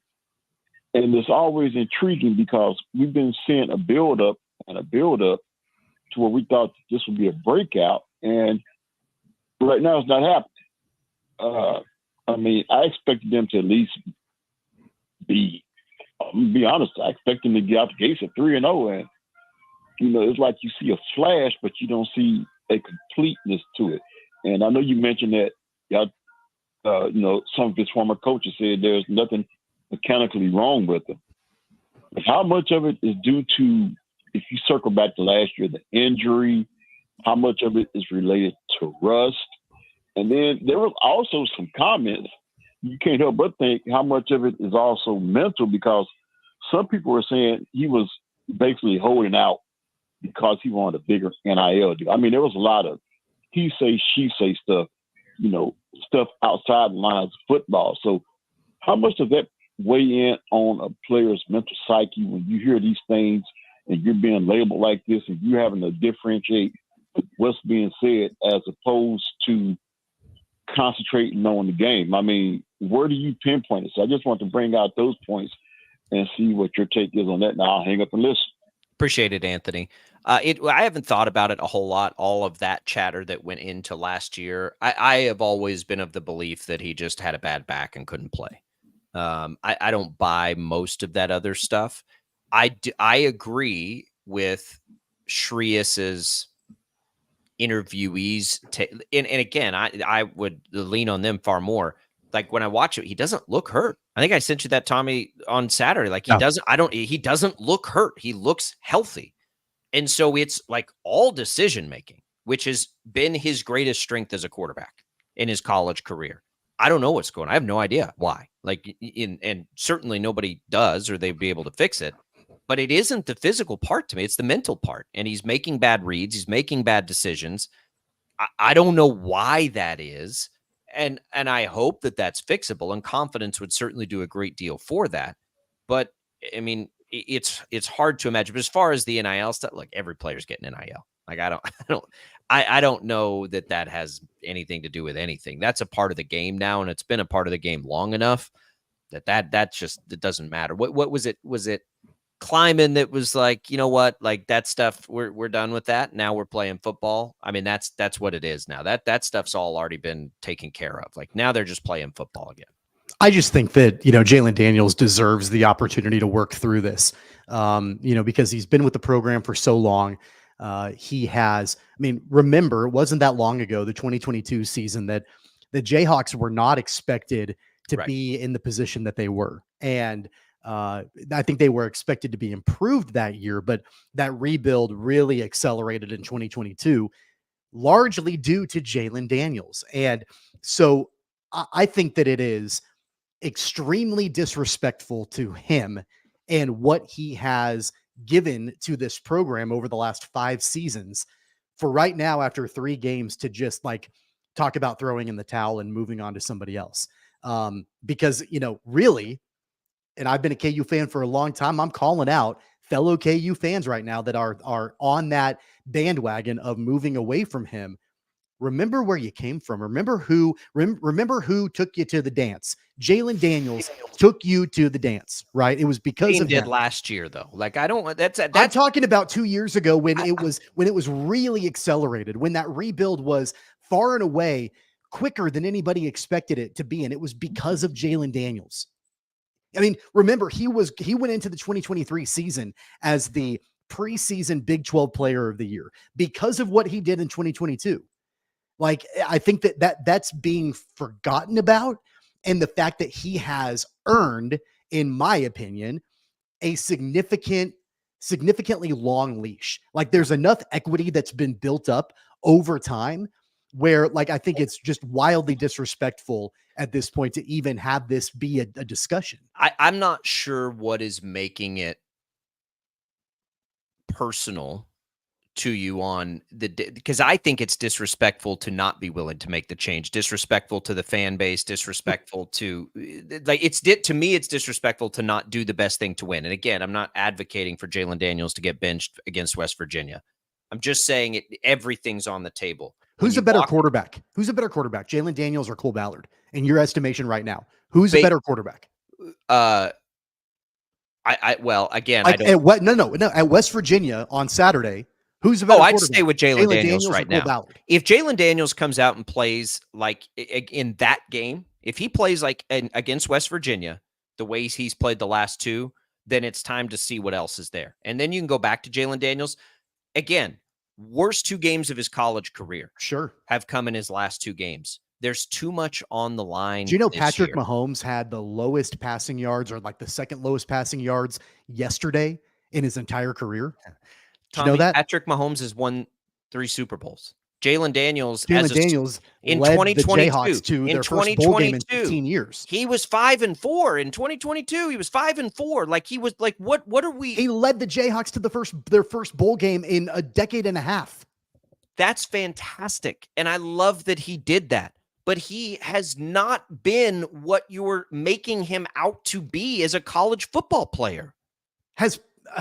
I know I keep giving like the comparison to Patrick Mahomes, but has Patrick Mahomes been anywhere close to what he Mahomes has won 3 Super Bowls. Jalen Daniels has started 9 games in one season. I'm talking about the first 2 games of the year. 9 games. Like, it's a ridiculous argument at this point for He has Jalen not Daniels been what you're making him out to be. He has played 9 games in one season. That's what he's done in his college career. So 9 games, and he was 5-4. If there was a concern about Jalen Daniels, which I think that this was something that was under discussed going into the season because it was all about his health and how healthy he is and coming back, it should have been more about the guy hasn't played a college football game in 365 days, longer than that.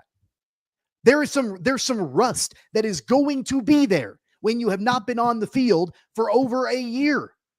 He's played 3 games. What did people expect for him to just come back out and be like, oh, he's back to normal, like back to amazing? He hadn't been on a field in over a year. And then even when he only played 4 or 5 games in 2023. Like it's been a long time, 3 games since we have seen Jalen Daniels have a full season, have a full complement of being able to play football. There is going to be rust. It is a common thing. He's going to have to shake it off, and I think that he will. And I think that even a discussion about going to somebody else is a ridiculous conversation to have. Let's go to Jeff on the line on the IHOP hotline, 869-1240. What's up, Jeff? Welcome into Sports Daily. I mean, Mahomes may not have had his best games, but he's also undefeated. Jalen Daniels, he's not undefeated this year. Just throwing that out there. I mean, Jeff, I'd argue that the Chiefs are undefeated not because of Patrick Mahomes. They're undefeated because of, Harrison Butker and a pass in the back of the end zone that Isaiah Likely couldn't keep his toenail in bounds. Well, they have to score the points to get that many more than the other team, though. So, I mean, the NFL, it's a totally different game. The NFL is a totally different ball game than college football. And I hope that KU doesn't switch quarterbacks because then they just keep on losing. Because I think if they're happy with losing, I'm happy with them losing. So keep them in there. Let's see how it goes. I mean, worst case, I would say they let him play the first half of West Virginia when he's doing what he's been doing. Yank him out. Try someone else. It doesn't hurt to try someone else. I don't know why you'd hang your hat on this guy. He hasn't proven anything the last 2 years. Proved that he could sit on the sideline last year. It's tough. Appreciate the call, Jeff. The last part I think is where I'm at. I think Jalen Daniels is a potentially fascinating story. but he's, in this 22 season that I look at too, he was 5-4 as a starter. He lost his last 4 games of that season. So it's just like, to me, waving the white flag is not being willing to do whatever it takes to win games. If you're content with letting Jalen Daniels work through it at the cost of this season, that's fine. I don't think 90% of KU fans agree with you on that. This season is not over. I think that there's more than 10% that agree with me on this. I think I would know that more than probably you do. This is the stupidest conversation that I think we've probably ever had, as opposed to trying to fix what's actually wrong with the offense and talk about the real issues going on with the Jayhawks offense. It's pull the plug on Jalen Daniels. He showed you nothing. That is absolute bullcrap. I have not said that one time. I've not said that one time. This is the stupidest conversation we've ever had on this show. You're insane. You're being a crazy person. Why are you so angry to think that maybe they should try something else when they're 1-2 and it looks so broken? Jalen Daniels is their damn quarterback. He is their quarterback. And to waste time having this conversation doesn't actually get to the root of the issue with the Jayhawks offense. That's what makes me so angry about this. Okay. All right. 869-1240. There it is for you. You guys can go back and listen on the Odyssey app. We'll come back. We got to hit on the Royals as well today. They get bad. They do not play. We'll get to the Royals. Big weekend. We'll tell you where things stand in the standings. They play and begin a big series against Detroit right now. And in a lot of ways, you could put the postseason right now on this series if they're able to have a big series in a positive way. We'll talk about that next on Sports Daily.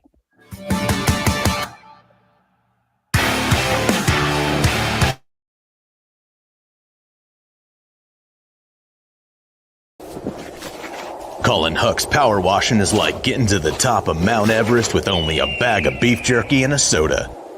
Huck's can conquer all residential or commercial exterior cleaning woes that you have, leaving you feeling like you're on top of the world.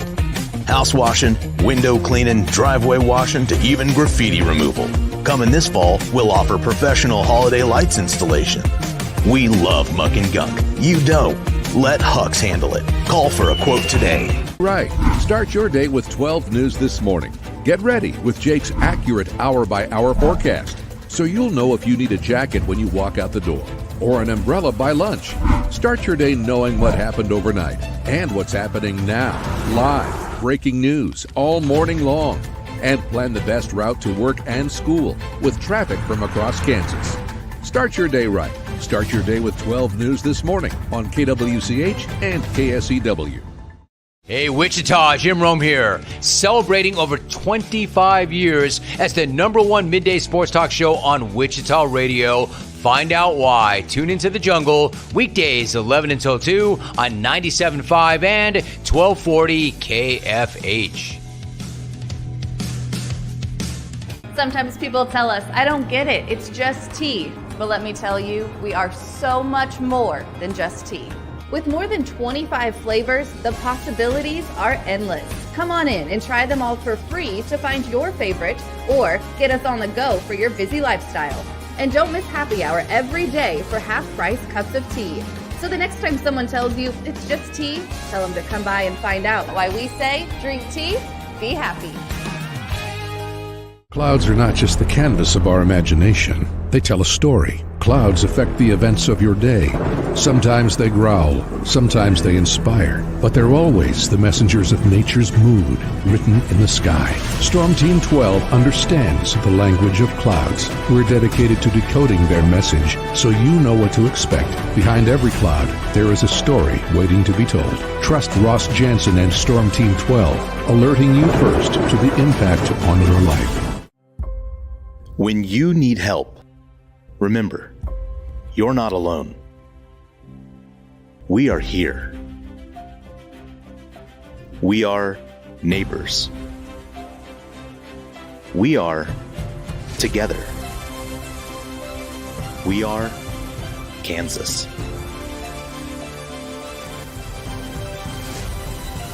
We are 12 News. They say it takes a village. Come together and support local businesses in our neighborhoods. When you contribute to local shops, more money goes back into the economy. Shopping local makes our state stronger, so give back to the communities you love and watch our businesses and communities thrive. Shop local and be Kansas proud. At 12 News, we know you're busy, which is why we're here whenever you need us. Anytime, any screen. With live breaking news. Critically hurt after an apartment. Storm Team 12 forecast. Snowing for many miles. And the stories you don't want to miss. The scene's still very active. Just right search KWCH 12 News wherever you stream and catch up on the latest news of the day. All for free and on your schedule, hopefully making your day a little bit easier. And did I mention the Storm Team 12 forecast? 12 News whenever you want. Sometimes people tell us, I don't get it, it's just tea. But let me tell you, we are so much more than just tea. With more than 25 flavors, the possibilities are endless. Come on in and try them all for free to find your favorite or get us on the go for your busy lifestyle. And don't miss happy hour every day for half-price cups of tea. So the next time someone tells you it's just tea, tell them to come by and find out why we say drink tea, be happy. Determining fact from fiction. That's our full-time job. You need to have someone give you the whole story from every side. To help you when no one else is listening. You need someone to put you first. That's what we do. We bring you the facts first. When you need it. Wherever you are. 12 News. Facts first.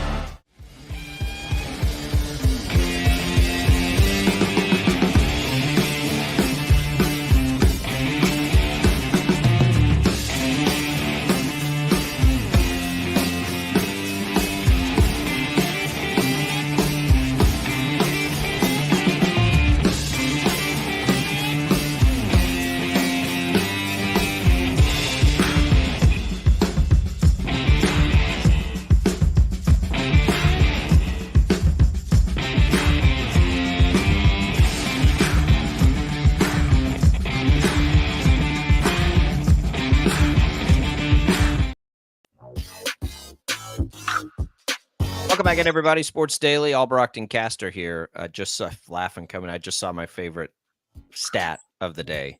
The Panthers, Tommy, have not led in any game since December 17th of last year. Totally unrelated, except for the fact that we will not have time to get to the wackiness and wildness of the NFL. We'll do that tomorrow. By the way, sorry about your Cowboys really quick. I know that was a rough day. I don't know what all day yesterday was in the NFL. It's a bloodbath for bettors is what it was. The underdogs were like 12-4. All right, real quick, the Royals begin their series with the Tigers. It is a 3-game set in Kansas City. The Royals are 5 games up on them right now in the wild card. They can close that gap with that particular team with an outstanding series here. They need to at least take 2 or 3, I would say, Tommy. The series against Pittsburgh was fine. Catching Cleveland's going to be tough, but remember, 4 games back now as we come down this final stretch. Cleveland's stretch on the schedule is more difficult. So it is, as we're all, like neck deep now in football, this Royals race over the next 2 weeks or so is going to be really, really compelling stuff. Yeah, you would have loved to see a sweep in Pittsburgh, and they were pretty close to making that happen yesterday. But 2 out of 3 on the road, you'll take that. Being able to get back home and take on a Tigers team that has underachieved and underperformed this year, but still battling at this point. I think that makes this series relatively crucial. And of course, as you go through this week, we know, and Paul and I discussed this on Thursday, I think, when he was in, that we know the Royals have one of the best, if not the best, record at home in Major League Baseball. This is your final stretch of home games on the season before you finish up with 2 on the road in Washington and Atlanta. So you got to take advantage of these games with Detroit and then with San Francisco this weekend at Kauffman. And you know what? I think that I'll actually be at the game on Saturday against San Francisco, and I'm really excited about it because I think that there's going to be this palpable feeling from the crowd throughout the entire week, starting with, the games against Detroit, that it's not going to be the last time we see the Royals in Kauffman this season, even once they finish these series. So you got to start that off strong against Detroit, take care of your divisional opponent there. It's unlikely that they can catch Cleveland, but you never know. Yeah, and we'll get into those magic number conversations as by Saturday we may have one right in front of us. There's a programming note on that game for tonight as it pertains to listening to it on your home of Royals baseball. We'll have that for you. It is a busy night across our networks. We'll tell you all about it, where you can find what you're looking for as we wrap up a wild Monday edition of Sports Daily. Don't go away.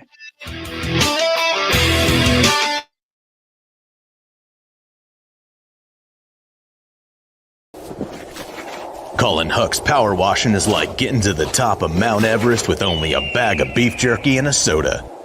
Huck's can conquer all residential or commercial exterior cleaning woes that you have, leaving you feeling like you're on top of the world.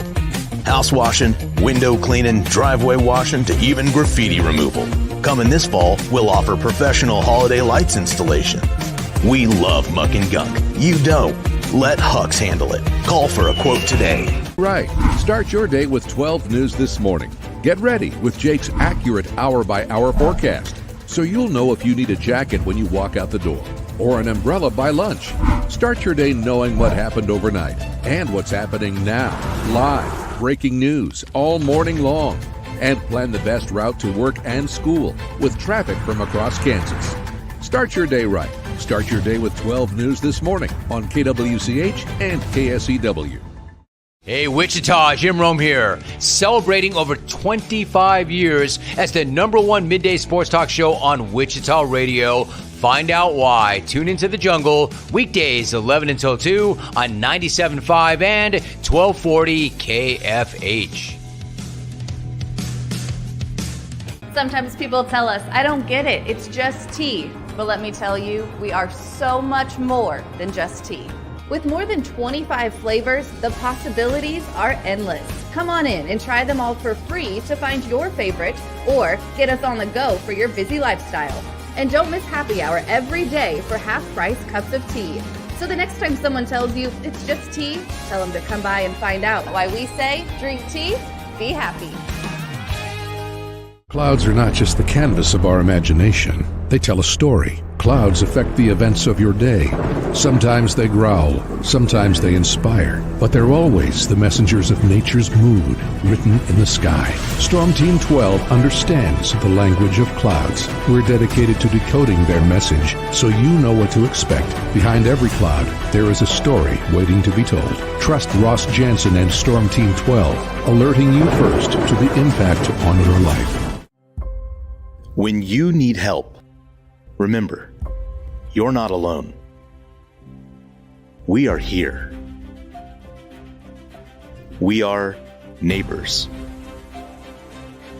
We are together.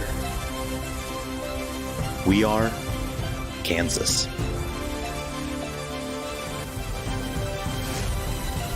We are 12 News.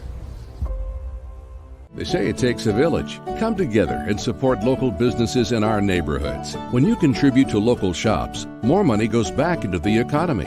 Shopping local makes our state stronger. So give back to the communities you love and watch our businesses and communities thrive. Shop local and be Kansas proud. At 12 News, we know you're busy, which is why we're here whenever you need us. Anytime, any screen. With live breaking news. Critically hurt after an apartment. Storm Team 12 forecast. Snowing for many miles. And the stories you don't want to miss. The scene's still very active. Just right search KWCH 12 News wherever you stream and catch up on the latest news of the day. All for free and on your schedule, hopefully making your day a little bit easier. And did I mention the Storm Team 12 forecast? 12 News whenever you want. Sometimes people tell us, I don't get it, it's just tea. But let me tell you, we are so much more than just tea. With more than 25 flavors, the possibilities are endless. Come on in and try them all for free to find your favorite, or get us on the go for your busy lifestyle. And don't miss happy hour every day for half-price cups of tea. So the next time someone tells you it's just tea, tell them to come by and find out why we say, drink tea, be happy. Determining fact from fiction. That's our full-time job. You need to have someone give you the whole story from every side. To help you when no one else is listening. You need someone to put you first. That's what we do. We bring you the facts first. When you need it. Wherever you are. 12 News. Facts first.